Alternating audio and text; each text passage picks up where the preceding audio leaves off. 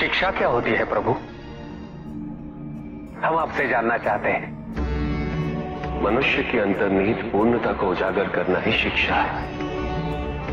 समस्त ज्ञान, चाहे वो लौकिक हो या आध्यात्मिक, मनुष्य के साथ ही रहता है, परंतु अज्ञानता के आवरण के कारण वो स्पष्ट नहीं होता। शिक्षा केवल उस आवरण को हटाने का कार्य करती है। अब प्रश्न ये उठता है कि वो आवरण हटता कैसे? कैसे महादेव?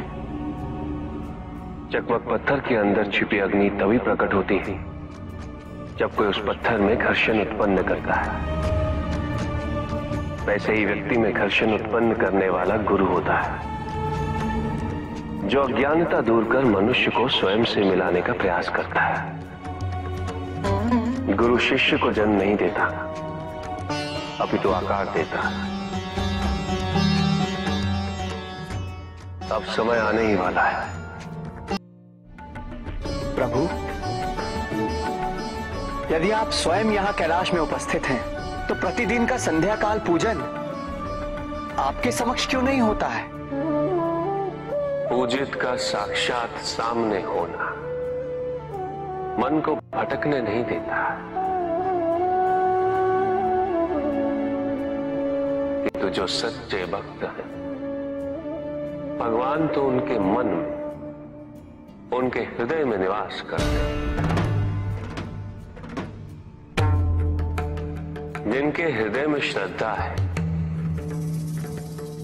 उनके लिए पूजा करने हेतु अपने आराध्य का साक्षात सामने होना अनिवार्य नहीं।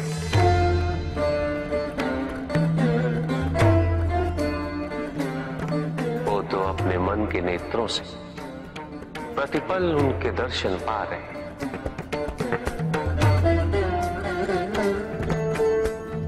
उनकी प्रत्येक अनुभूति में भगवान है।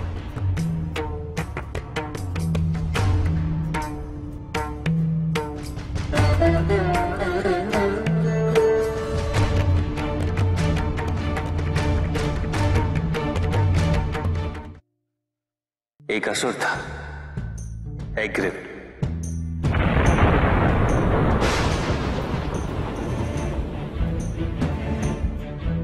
एक दिन वो ब्रह्मलोक गया।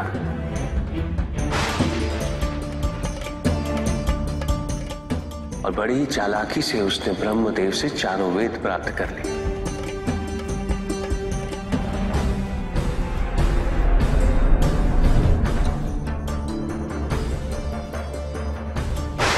और जाके समुद्र में छुप गया।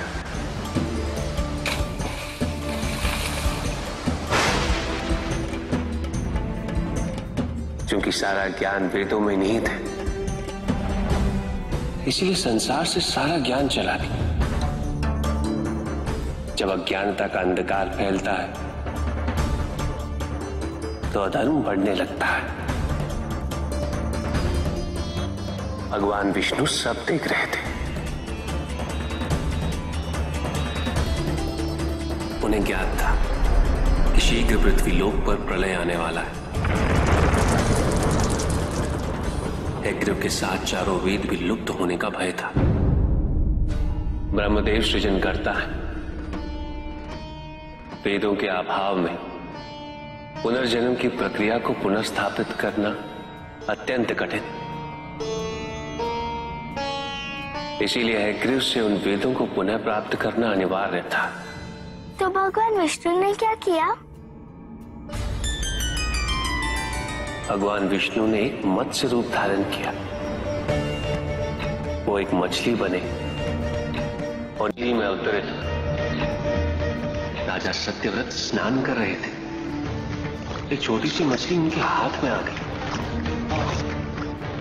इतनी छोटी भगवान विष्णु?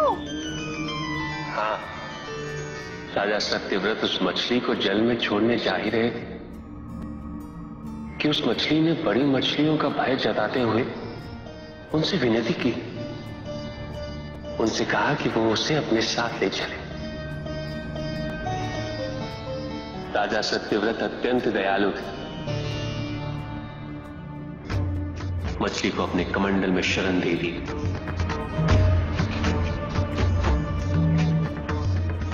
और अपने महल में ले गए। किंतु रात भर में मछली इतनी बड़ी हो गई कि कमंडल में रह पाना उसके लिए संभव ही नहीं था। और उसका बड़ा आकार देखने के पश्चात राजा सत्यव्रत ने उसे कमंडल में से निकालकर एक मटकी में डाल दिया। मटकी में डालने के पश्चात उसका आकार पुनः बड़ा हो गया। तो राजा सत्यव्रत ने उसे मटकी में से निकालकर एक सरोवर में रख दिया।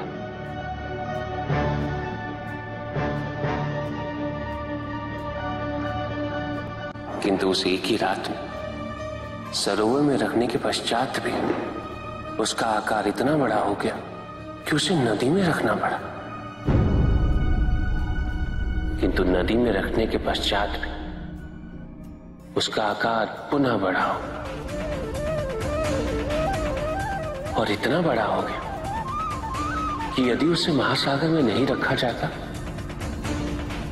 तो उसकी मृत्यु निश्चित थी। राजा सत्यव्रत उसे महासागर की ओर ले गए।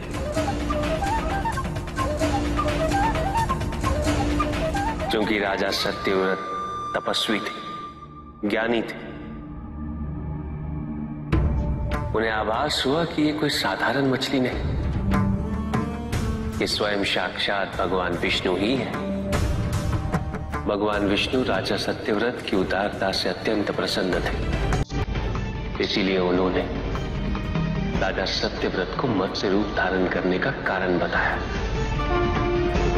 साथ ही उन्होंने सत्यव्रत से कहा कि आज से 7वें दिन प्रलय आएगा, समस्त पृथ्वी जल में समा जाएगी। किंतु आप सप्त ऋषियों के साथ साथ अनाज, वनस्पति व अशुद्धों की प्रत्येक प्रजाति के बीज और प्रत्येक पशु का एक एक जोड़ा लेकर एक विशाल नौका में सवार होकर मेरी प्रतीक्षा कीजिएगा। केवल एक ही स्थान ऐसा होगा जिसकी ऊंचाइयों को जल छू नहीं पाएगा। मैं लौटूंगा और आपको वहां लेके चलूंगा। ऐसा कौन सा स्थान था? हिमालय पर, अर्थात तुम्हारी माता के पिता हिमावत। फिर क्या हुआ? ऐसा कह के भगवान विष्णु समुद्र में चले गए और अपने मत्स्य रूप में उन्होंने हिग्र को ढूंढ निकाला। उस दुष्ट का वध करके वेदों को पुनः प्राप्त कर लिया। तो क्या प्रलय आया? हाँ, ठीक 7वें दिन। किंतु भगवान विष्णु के आदेश अनुसार राजा सत्यव्रत एक विशाल नौका में उनकी प्रतीक्षा कर रहे थे। तभी विष्णु जी एक सींग वाली विशाल स्वर्ण मत्स्य रूप में प्रकट हुए। नौका को मत्स्य से बांधते हेतु सर्पराज वासुकी का प्रयोग किया गया और विष्णु जी ने अपने वचन अनुसार उन सबको हिमालय तक सुरक्षित पहुंचाया, ताकि प्रलय के पश्चात वेदों के आधार पर संसार पुनः बसाया जा सके।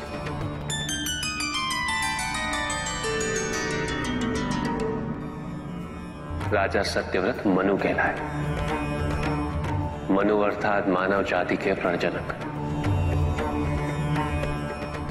इसी प्रकार भगवान विष्णु ने न केवल वेदों को पुनः प्राप्त कर, अपितु समस्त संसार का कल्याण भी। अर्थात भगवान हर संकट में अपने भक्तों की सहायता अवश्य करते हैं।